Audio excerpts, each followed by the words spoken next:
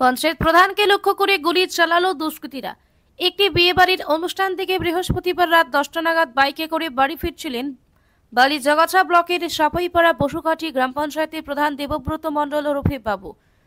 নিশ্চিন্দা এলাকার বুড়ো শিবতলার কাছে একটি জায়গায় বাইকে করে দুইজন দুষ্কৃতী এসে ওই পঞ্চায়েত প্রধানকে লক্ষ্য করে গুলি চালিয়েছে।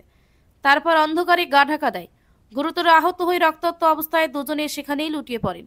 দেবব্রত মণ্ডলের কাঁধে এবং পেটে গুলি লেগেছে, তাই বাইকের চালকের বাম হাতেও গুলি লাগে। আশঙ্কাজনক অবস্থায় প্রথমে তাদের নিয়ে যাওয়া হয় ওই এলাকার একটি বেসরকারি নার্সিং হোমে। প্রধানের অবস্থার অবনতি হলে তাকে এসএসকেএম হাসপাতালে ভর্তি করানো হয়েছে। হাসপাতাল সূত্রে খবর, দুজনের অবস্থাই আশঙ্কাজনক। আহতদের দেখতে হাসপাতালে গিয়েছিলেন ডোমজুড়ের তৃণমূল বিধায়ক কল্যাণ ঘোষ এবং উত্তর হাওড়ার বিধায়ক এবং হাওড়া সদরের তৃণমূল সভাপতি গৌতম চৌধুরী। ঘটনার তদন্ত শুরু করেছে নিশ্চিন্দা থানার পুলিশ। হাওড়ার পুলিশ কমিশনার প্রবীণ ত্রিপাঠী সাংবাদিকদের জানিয়েছেন, কারা এই গুলি চালায় তা তদন্ত করে দেখা হচ্ছে।